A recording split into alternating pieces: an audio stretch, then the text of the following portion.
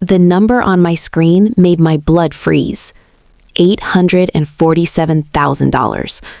That's what should have been in my sister Lily's special needs trust, the fund my parents died setting up to protect her for life.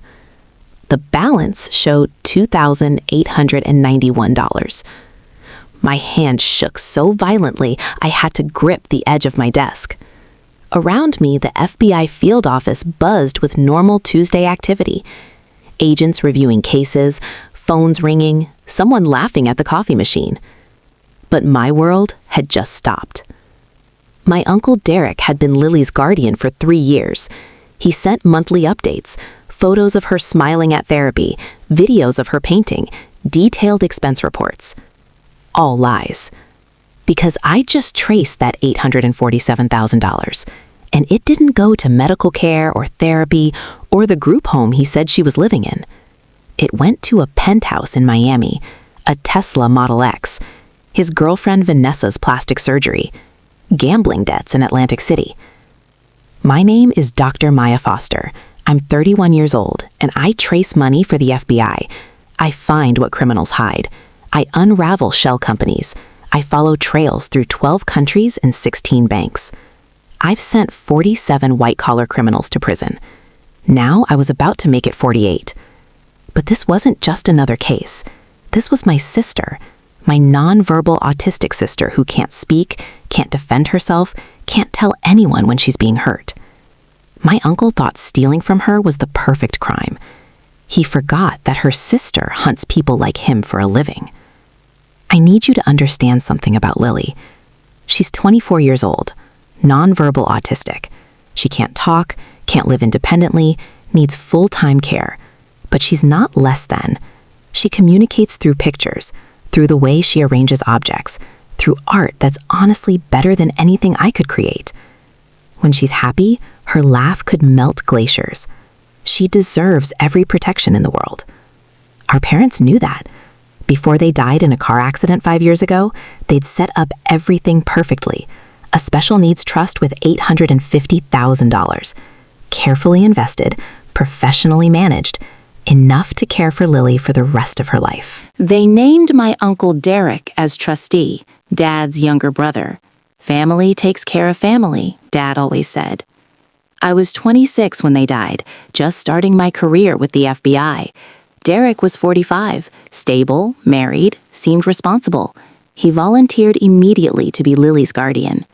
"You focus on your career, Maya," he'd said at the funeral, hand on my shoulder.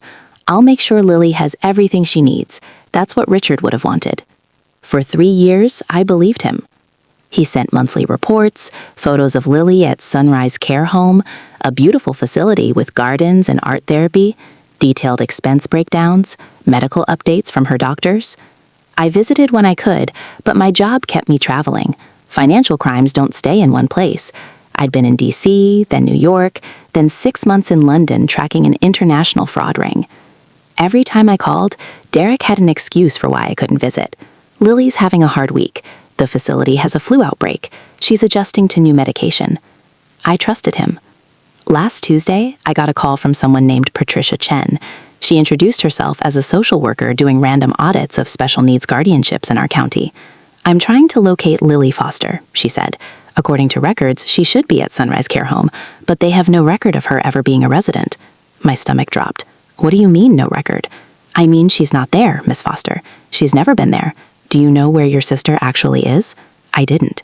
That's when I started digging, and what I found made me physically sick. I called my supervisor at the FBI, Special Agent Marcus Webb. He's been my mentor for 5 years, taught me everything about forensic accounting. "Marcus, I need to work a case, personal, off the books until I know what I'm dealing with." He looked at me for a long moment. "Family?" "My sister's trust fund. I think it's been embezzled."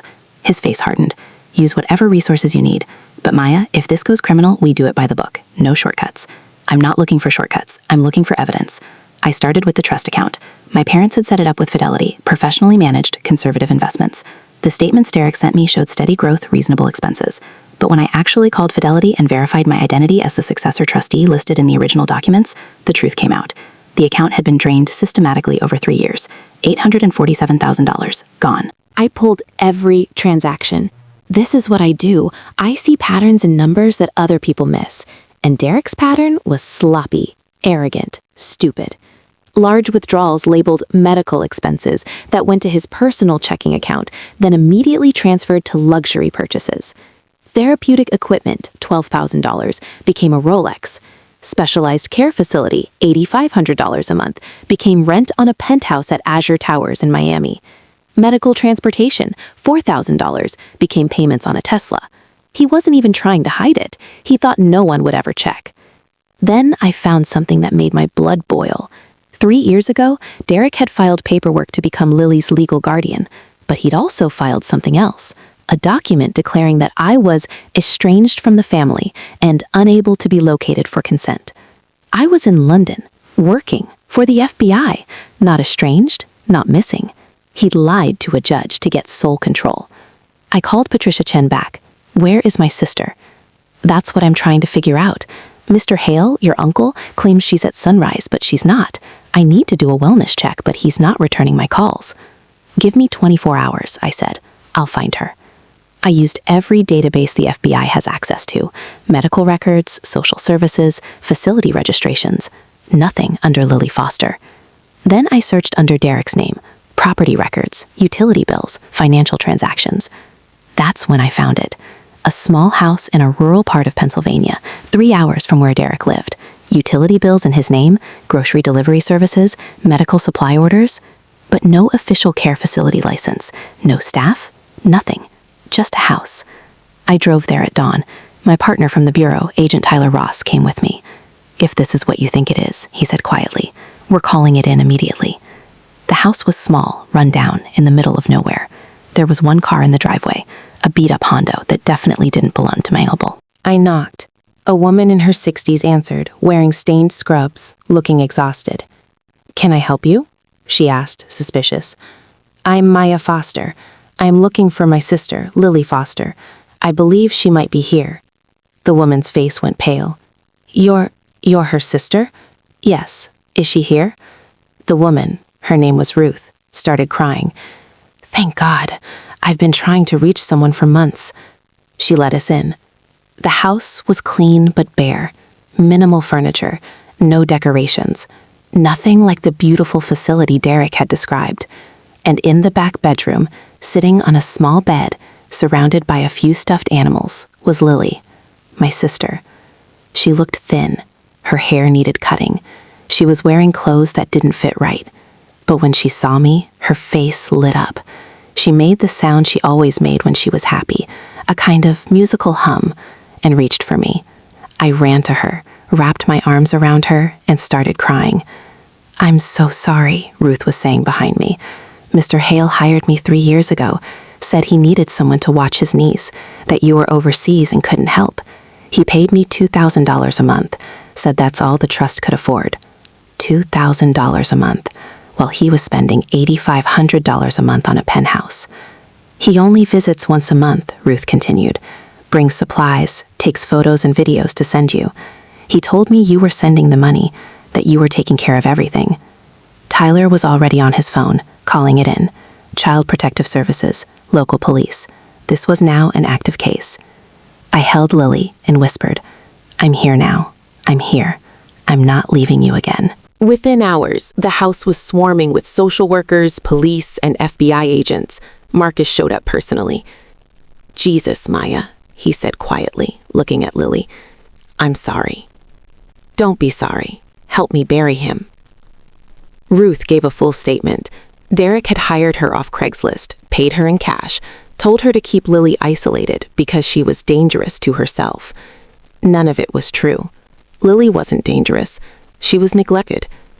The medical records Ruth had kept showed Lily had missed therapy appointments, dental checkups, specialist visits, everything my parents had planned for, all to save Derek money. That $2,000 a month Ruth was paid, it came from the trust. Derek reported it as $15,000 a month facility care. He was pocketing the difference. I went back to the office and did what I do best. I traced every dollar. The Tesla, $89,000, trust fund money. The penthouse, $306,000 over 3 years, trust fund money. His girlfriend Vanessa's plastic surgery, $47,000, trust fund money. Gambling losses at Atlantic City casinos, $184,000, trust fund money. Jewelry, watches, designer clothes, a boat he bought and sold within 6 months, all trust fund money. Then I found something bigger.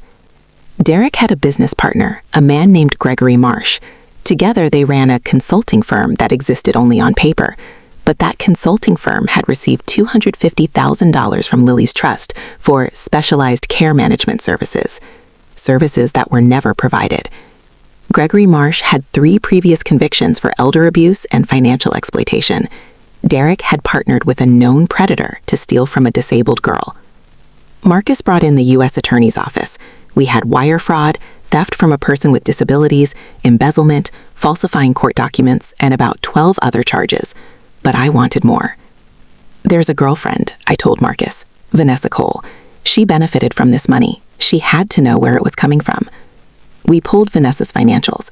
Turns out she was running her own scam, married to 2 other men in 2 different states, collecting alimony from both. She was a professional con artist, and she'd found the perfect mark in Derek. The U.S. attorney loved it. We can flip her, offer immunity if she testifies against Derek. It took 48 hours. Vanessa rolled immediately. She gave us everything. Text messages where Derek bragged about the disabled kid's gold mine, recordings of phone calls, even a video where Derek joked about Lily being the gift that keeps on giving. She handed us his head on a platter. They arrested Derek at his penthouse. He was in the middle of entertaining clients, some kind of business dinner where he was playing the successful entrepreneur. Expensive wine, catered food, all bought with Lily's money. 6 FBI agents walked in with a warrant. I wasn't there for the arrest, but Tyler sent me the video from the body cam. Derek's face when he saw the federal agents, the confusion, then the fear, then the anger. "This is a mistake," he kept saying. "I'm Lily's guardian. I've been taking care of her. My niece is the FBI agent. Call her. She'll tell you." "We know exactly who your niece is," Marcus said. "She's the one who built the case against you." Derek's face went white. The trial was fast. Federal prosecutors don't bring cases they can't win, and this one was airtight. I testified for 3 hours, walked the jury through every transaction, every lie, every dollar stolen. The defense tried to claim it was a misunderstanding, that Derek was confused about how special needs trusts worked. Then the prosecution played the recording Vanessa had given us. Derek's voice laughing with Gregory Marsh. The best part is, the kid can't talk, can't tell anyone even if she knew. It's literally free money. The jury deliberated for 90 minutes, guilty on all counts. The judge was a woman in her 60s named Patricia Morganson. She'd been on the bench for 30 years. When it came time for sentencing, she looked at Derek with pure contempt. "Mr. Hale," she said, "you were entrusted with the care of a vulnerable, disabled young woman. Instead, you treated her like an ATM. You isolated her, neglected her medical care, and stole nearly $1 million meant to protect her." She paused, adjusting her glasses. "You didn't just commit theft.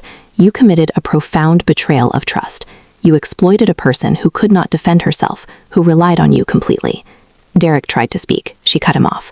23 years in federal prison, no parole, and you will pay full restitution of $847,000, plus interest, penalties, and damages. She slammed the gavel. "You thought your niece wouldn't notice because she was busy with her career. You thought your other niece wouldn't tell anyone because she couldn't speak. You were wrong about both of them." As they led him away in handcuffs, Derek finally looked at me, really looked at me. I met his eyes and didn't say a word. I didn't need to. Gregory Marsh got 15 years for his part in the scheme. Vanessa got immunity, but lost everything when her bigamy scheme was exposed. Last I heard, she was facing charges in 2 states. Ruth, the caregiver, wasn't charged. She'd been a victim too, lied to and underpaid. She testified beautifully and helped seal the case. 6 months after the trial, I sit in Lily's new room at an actual care facility. Not the one Derek pretended she was in, a real one. Beautiful, certified, with staff who love her. She has art therapy 3 times a week, music therapy, occupational therapy, everything our parents wanted for her. The restitution money came through. With the interest and penalties, it's now almost $1.2 million, properly managed, never to be touched by anyone but licensed professionals.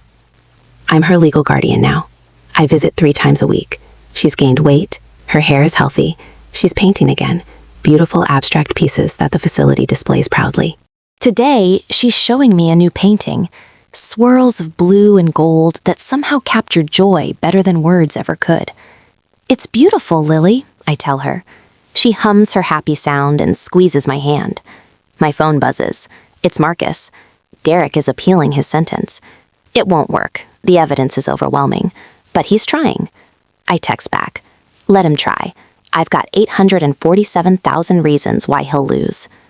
Lily tugs my sleeve and points to another painting, this one with 2 stick figures holding hands, one tall, one short. Sisters. I wrap my arm around her. Yeah, Bug, that's us, always. Derek thought stealing from a non-verbal girl was the perfect crime. He thought nobody would notice, nobody would care, nobody would fight back. He forgot 2 things. First, Lily might not be able to speak, but she was never alone. Second, I don't just trace money, I find the truth, and the truth always wins. They say blood is thicker than water, but the full saying is, the blood of the covenant is thicker than the water of the womb. The family you choose, the people you protect, the bonds you forge, those matter more than DNA. Derek was family by blood, but he stopped being family the moment he hurt my sister. And now he's got 23 years in federal prison to think about what family really means.